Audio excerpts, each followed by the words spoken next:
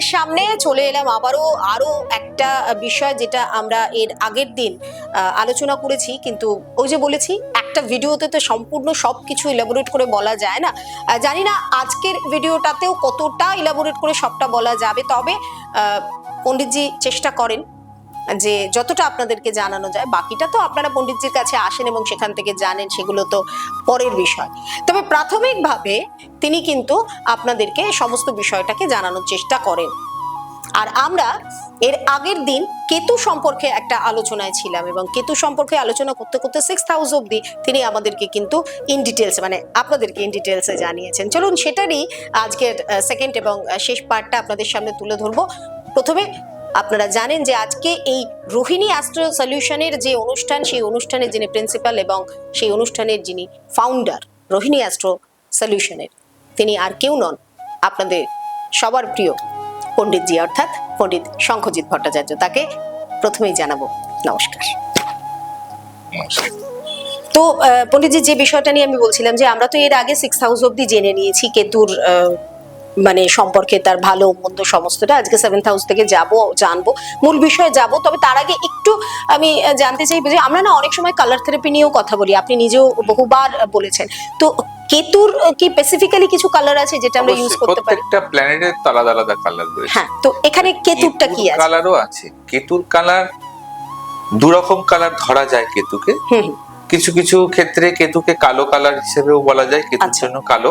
আচ্ছা। আবার কিছু কিছু ক্ষেত্রে কেতুর জন্য ধূসর কালার, যেটাকে গ্রে আমরা বলি। Grey colour. গ্রে কালার, ওকে। গ্রে কালারটা কিন্তু কেতুর জন্য খুব ভালো। আবার নিউমারোলজিক্যালি ভাবে কিন্তু কেতুর নাম্বার হচ্ছে 7। আচ্ছা, নাম্বার 7 হচ্ছে কেতু। এই তো মানে আপনি যেভাবে ইলাবোরেট করছেন তাতে তো প্রত্যেকটার সাথে প্রত্যেকটা কানেক্টেড। হ্যাঁ, কানেক্টেড। তো ওই জন্য তো বললাম যে একটা জন্ম ছক একটা মানুষের পুরো জেরক্স কপি, তার মধ্যে থেকে সবগুলোই পাওয়া যায়। তো এই এতগুলো বিষয়কে দেখে তারপর আপনি একটা জন্ম ছক তৈরি করেন এবং সেখান থেকে বিচার করে আপনি তাদেরকে সাজেশন করেন। হ্যাঁ, একদমই তাই। গ্রেট। মানে এটা তো প্রচুর খাটনি পণ্ডিতজি, মানে আমরা ভাবি যে ভীষণ সহজ কিছু, মানে আর এবং ইনফ্যাক্ট আপনাদের এই নিয়ে প্রচুর পড়তে হয়। অবশ্যই নলেজটা বেশি বা ঠিক মতন যদি নলেজটা না থাকে তো ততক্ষণ আমি সঠিক প্রেডিকশন করতে পারবো না। এটাই হচ্ছে সবথেকে মূল কথা, যে নলেজ পার্টটাকে ক্লিয়ার করতে হবে। এবার এতগুলো পদ্ধতি আছে, কৃষ্ণমূর্তি পদ্ধতি আছে, তারপরে আপনার ওই বৈদিক আছে, বৈদিক পদ্ধতি আছে, তারপর লাল কিতাব আছে, এইরকম বিভিন্ন রকম পদ্ধতি আছে। তো এই জিনিসগুলোকে আগে আমাদেরকে বিচার করতে হবে, পুঙ্খানুপুঙ্খ বিচার করলে তবেই আমরা জানতে পারবো। একদমই ঠিক। ঠিক আছে, চলুন আমরা মূল বিষয়ে যাব যে কেতুর 6th হাউস অবধি হয়েছিল, আজকে 7th হাউস থেকে জানব। হ্যাঁ, তো Ketu 7th house. Ketu 7th হাউসে থাকলে কি সমস্যা হতে পারে বা কি করা উচিত, বা সেই সমস্যাগুলো থেকে মুক্তি পেতে আজকে আমরা জানবো। তো কেতু যদি 7th হাউসে থাকে, যে প্ল্যানেট যে ব্যক্তিটির চার্টে কেতু 7th হাউসে রয়েছে, তো সেই ব্যক্তিটির কিন্তু প্রথম কথা হচ্ছে, আমি আগের এপিসোডেও বলেছি যে আগে হাউস দেখতে হবে, যে ওই হাউসটা কি কি অ্যাট্রিবিউটস আমাদেরকে দেখায়, সেই অ্যাট্রিবিউটস গুলোর উপর কিন্তু এফেক্ট দেবে। তো 7th হাউস মানেই হচ্ছে আমাদের একটা পার্টনারের ঘর, একটা বিয়ের ঘর বা মানে বিবাহিত জীবনের ঘর, বা আমার পার্টনার কেমন হবে, তার প্রকৃতি কেমন হবে, এই জিনিসগুলো বিচার করা হয়। এবং আমি পার্টনারশিপ ব্যবসা করতে পারবো কিনা, সেই জিনিসগুলো বিচার করা হয়। তো যখন কেতু 7th হাউসে বসে নেগেটিভ রেজাল্ট দেবে, তখন কিন্তু তার একটা বিবাহিত জীবনের চ্যালেঞ্জের মুখোমুখি হতে হবে। ইভেন এমন এমন সিচুয়েশন দেখা যায় যে কিছু কিছু ক্ষেত্রে তাদের ম্যারিড লাইফটা কিন্তু ডিভোর্স অব্দিও পৌঁছে যায়। কিন্তু আবার দেখা যায় যাদের 7th হাউসে কেতু থাকে, তাদের কিন্তু সন্তান ভাগ্য ভীষণ ভালো হয়।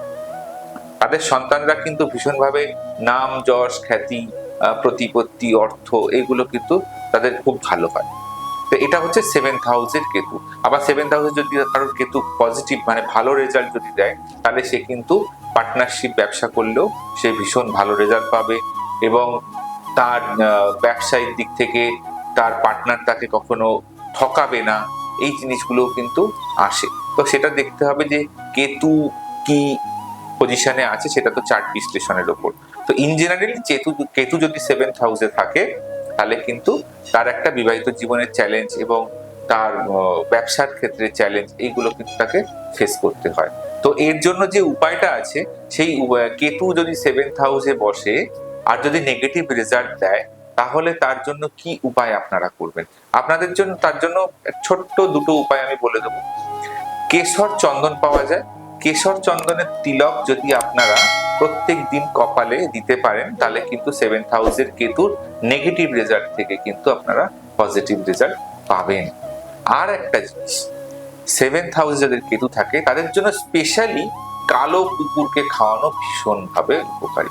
কালো কুকুরকে, আমি এর আগের এপিসোডে বলেছি কুকুরকে খাওয়ান, বাড়িতে কুকুর পুষুন, কিন্তু আমি এখানে বলছি স্পেসিফিক ভাবে কালো কুকুরকে যদি খাওয়াতে পারেন তাহলে কিন্তু 7th হাউসের কেতু ভীষণ ভালো রেজাল্ট দেবে। এবার আমরা আসবো 8th হাউস। 8th হাউসের কেতু, এবার 8th হাউস থেকে মানুষের কিন্তু বিচার করা হয় তার অ্যাক্সিডেন্টাল বা তার মানে একটা অর্থনৈতিক কন্ডিশনও কিছুটা ক্ষেত্রে বিচার করা হয়, কিছুটা ক্ষেত্রে তার হেলথের কতটা খারাপ পজিশন হতে পারে সেটা বিচার করা হয়। আবার সব থেকে যেটা আগে বিচার করা হয় সেটা হচ্ছে 8th হাউস থেকে আমাদের আয়ু বিচার করা হয়, আয়ু কার কতটা আছে সেটা বিচার করা হয়। তো এই হাউসে, এই 8th হাউসে যদি কারোর কেতু বসে থাকে তাহলে তার প্রথম যে সমস্যা সেটা ফেস করতে হবে, তার লাইফে কিন্তু মানি অবস্ট্রাকেলটা কিন্তু কখনোই তার লাইফ থেকে কিন্তু যাবে না এবং ব্যাক টু ব্যাক প্রবলেম তার লাইফে আসতেই থাকে। আর 8th হাউসের কেতুকে যদি থাকে তাহলে কিন্তু আপনাদের মানে ফিনান্সিয়াল কন্ডিশন তো ড্যামেজ হবেই, পাশাপাশি কিন্তু আপনারা কোনো রকম কোনো কাজ করতে গেলে সেখানে একটা শারীরিক প্রবলেমের জন্য, অস্বাস্থ্যকর পরিবেশের জন্য আপনারা হয়তো কোনোভাবে কাজ করতে পারবেন না। এই সমস্যাগুলো কিন্তু 8th হাউসের কেতুতে কিন্তু হবে। তো 8th হাউসে যাদের কেতু রয়েছে আর একটা যেটা সমস্যা হয় সেটা হচ্ছে তাদের জীবনে হঠাৎ করে একটা অবস্ট্রাকেল চলে আসে, কোনো কর্মে যে কোনো কর্ম করতে গেলে তাদের বাধা আসে। এবং আবার 8th হাউস থেকে যাদের কেতু দেখা যাচ্ছে তাদের কিন্তু আবার একটা গুপ্ত হঠাৎ করে কোনো রোগ হয়ে সেই রোগের কারণে হসপিটালে ভর্তি হওয়া, এই সমস্যাগুলো কিন্তু আসে। আবার দেখা যায় কেতু যাদের 8th হাউসে আছে, বিশেষ করে যাদের 8th হাউসে কেতু রয়েছে এবং কোনো নেগেটিভ প্ল্যানেট বা কোনো খারাপ গ্রহের সাথে রয়েছে, তাহলে কিন্তু তাদের অতি অবশ্যই করে খুব সাবধানে থাকা উচিত যে গুপ্ত শত্রু দ্বারা বিষক্রিয়ায় আক্রান্ত হওয়ার সম্ভাবনা বা কোনো পয়জনাস কিছু কেউ জোর করে খাইয়ে দিল বা এই ধরনের কোনো সমস্যা কিন্তু আসতে পারে কেতু 8th হাউস থেকে। এবার কেতু 8th হাউসের জন্য কি রেমেডি করবেন? 8th হাউসে কেতু যাদের থাকে তাদের প্রত্যহ শিব পূজা করা দরকার। শিবের পূজা করবেন, শিব ঠাকুরের পুজো করবেন, শিবের অভিষেক করবেন এবং যে শিবের মাথায় বেলপাতাটি দেবেন সেই বেলপাতাটি প্রত্যেক দিন যখন পরের দিনকে করার পরে পরের দিনকে যখন সেই বেলপাতাটা শিবের মাথা থেকে নামাবেন, এটা অতি অবশ্যই করে নিজের মাথায় আগে স্পর্শ করিয়ে তারপরে কিন্তু বাইরে ফেলবেন। এই শিব পূজাটা কিন্তু করলে কিন্তু কেতু আপনাদের 8th হাউসের কেতু কিন্তু খুব ভালো রেজাল্ট দেবে। এবার আমরা যদি বলি 9th হাউস, 9th হাউসে কেতু মানেই কিন্তু হচ্ছে আপনাদের ভাগ্যস্থান এবং ভাগ্যস্থানে কেতু বসে যাওয়া মানে আপনাদের ভাগ্যের একটা উন্নতিতে আটকে দিল। মানে আপনাদের কোন পথে গেলে যে উন্নতি হবে বা কিভাবে আপনারা উন্নতি করবেন জীবনে, সেইটাই আপনারা কিন্তু সঠিক রাস্তা খুঁজে পাবেন না। মানে যেটাকে আমরা বলি অ্যাস্ট্রোলজিতে যে মানে এদিক ওদিক ঘুরে বেড়াচ্ছি কিন্তু কোনো উপকার কিছু পাচ্ছি না, বা কোন পথে যাব বা কোন দরজায় যাব যেখানে গেলে আমার ভাগ্যের দরজাটা খুলবে, সেই রাস্তাটাও কিন্তু খুঁজে পাওয়া যায় না যদি এই 9th হাউসে কেতু যাদের নেগেটিভ রেজাল্ট দিচ্ছে তাদের। তো 9th হাউসে কেতু নেগেটিভ রেজাল্ট তো দেয়, ম্যাক্সিমাম ক্ষেত্রেই দেখা যায় 9th হাউসের কেতু নেগেটিভ রেজাল্ট দেয়। আর একটা জিনিসও দেখা যায়, যেটা আমাদের সায়েন্টিফিক কি অ্যাস্ট্রোলজিতে বলছে, 9th হাউস এবং 10th হাউস দুটোই কিন্তু পিতৃস্থানীয় জায়গা বলা যায়। তো পিতারও কিন্তু শরীরের দিক থেকে তার কিন্তু অবনতি লক্ষ্য করা যায়। এটা হচ্ছে 9th হাউসের কেতু। 9th হাউসের কেতুর জন্য কি রেমেডি করবেন? 9th হাউসের কেতুর জন্য একটা বিশেষ রেমেডি, যেটা আপনাদের জন্য ভীষণ ভালো হবে এবং প্রত্যেকটা মানুষ চাইলে এটা করতে পারে। কেতুর রেমেডি বিশেষ করে এটা করতে গেলে যে কোনো বছরে একবারই করবেন, যে কোনো বুধবার অথবা যে কোনো শনিবার কোনো সন্ন্যাসীকে বা কোনো যারা আধ্যাত্মিক পথে রয়েছে সেইরকম ধরনের মানুষকে যদি খাবার দান করতে পারেন, আর যদি একটা কম্বল দান করতে পারেন, একটা কম্বল দান করলে কিন্তু কেতুর 9th হাউসের কেতু কিন্তু পজিটিভ রেজাল্ট দিতে শুরু করবে। এবার আসছি আমরা 10th হাউসের কেতু। 10th হাউসটা কিন্তু আমাদের অ্যাট্রিবিউটস যেগুলো আছে সেটা হচ্ছে কর্ম আর পিতা, বিশেষ করে কর্ম। কর্ম না করলে অর্থ আসবে না, আর কর্ম যদি ঠিকঠাক জোগাড় না হয় তাতেও কিন্তু অর্থ আসবে না। হয়তো আপনার কাছে কর্ম রয়েছে কিন্তু আপনি কর্ম করছেন না, তাহলেও কিন্তু আপনার কাছে অর্থ আসবে না। আবার আপনি কর্মের সুযোগটাই পাচ্ছেন না, তাতে আপনি কাজটা করবেন কি করে, তাতেও কিন্তু আপনার অর্থ আসবে না। তা 10th হাউসে কেতু মানেই কিন্তু আপনার কর্মের জায়গাটায় একটা ডিস্টার্ব করে দিল। আপনাদের লাইফে দেখবেন যাদের 10th হাউসে কেতু, তাদের কিন্তু প্রচুর কর্মর জায়গা পরিবর্তন করতে হয়। আজকে এই অফিসে কাজ করছেন, কালকে ওই অফিসে কাজ করছেন, পরশু আর একজন জায়গায় কাজ করছেন, মানে কর্ম নিয়ে কিন্তু স্যাটিসফ্যাকশন জিনিসটা থাকে না। আর পাশাপাশি যদি কেতু ভীষণ খারাপ হতে থাকে 10th হাউসে, তাহলে কিন্তু পিতার শরীর কিন্তু ক্রমাগত খারাপ হবে, পিতাকে নিয়ে দুশ্চিন্তা বাড়বে এবং বাবার শরীর তো খারাপ হবেই, সাথে বাবার শরীরে কোনো প্রবলেম খুব মানে মারাত্মক ভাবে হতে পারে। কিছু কিছু ক্ষেত্রে এমনও দেখা যায় যে পিতৃহানিও ঘটে কেতু খারাপের জন্য। তো 10th হাউসের কেতু কিন্তু কর্ম এবং পিতা এই দুটো জিনিসকে কিন্তু ভীষণ ভাবে দেখায়। তো 10th হাউসের কেতু যদি থাকে, তাদের জন্য যেটা করা উচিত সেটা হচ্ছে আপনারা সবসময় চিন্তা করবেন যেন কখনো কারুর সাথে, বিশেষ করে পিতৃস্থানীয় লোকজনের সাথে বা পিতার সাথে কিন্তু খারাপ আচরণ করবেন না, বা বাবার সাথে খারাপ ব্যবহার করবেন না, তাদের সাথে মুখে মুখে তর্ক করবেন না। এই ছোট্ট কাজটা এটা সবাই করতে পারে চাইলে। এই জিনিসটা করলে কিন্তু আপনাদের 10th হাউসের কেতু কিন্তু ভীষণভাবে অ্যাক্টিভেট হবে আর খুব পজিটিভ রেজাল্ট দেবে। 11th হাউস, 11th হাউসটা হচ্ছে কিন্তু ওভারঅল সাকসেসের হাউস। ওভারঅল সাকসেস, এই 11th হাউসের কেতু মানেই আপনার জীবনে কিন্তু প্রত্যেকটা সাকসেসের ক্ষেত্রে, সে পড়াশোনা বলুন, সেটা আপনি যদি মনে করেন যে আপনার লাইফের বলুন, যে কোনো জিনিসের কিন্তু সাকসেসের জায়গায় কেতু বসে যাওয়া মানে সে কিন্তু আপনাদের অবস্টাকেল দিয়ে দিল। আর একটা কেতু 11th হাউসে এমনিতেই বলা আছে আমাদের অ্যাস্ট্রোলজির ভাষায়, 11th হাউসে যে কোনো প্ল্যানেট খুব খারাপ রেজাল্ট দেয় না। তো এই হাউসের 11th হাউসের যে অ্যাট্রিবিউটস আছে, যে সাকসেস, ওভারঅল সাকসেস, সেই জায়গাটায় কেতু বসে যাওয়া মানে হচ্ছে সাকসেসের ক্ষেত্রে বাধা ঠিক কথাই দেবে, কিন্তু আপনাদের কিন্তু কিছুটা সাপোর্টও করবে। তো এই জন্য যাদের 11th হাউসে কেতু আছে তাদের জন্য সব থেকে ভালো রেমেডি হচ্ছে যদি আপনারা কাককে খাওয়াতে পারেন। প্রত্যেক দিন সকালবেলা উঠে যদি কাককে খাওয়াতে পারেন, তাহলে কিন্তু 11th হাউসে কেতু ভালোভাবে, প্লাস আপনার চার্টে শনি যেখানেই থাকুক না কেন সেটাও কিন্তু ভালো হবে।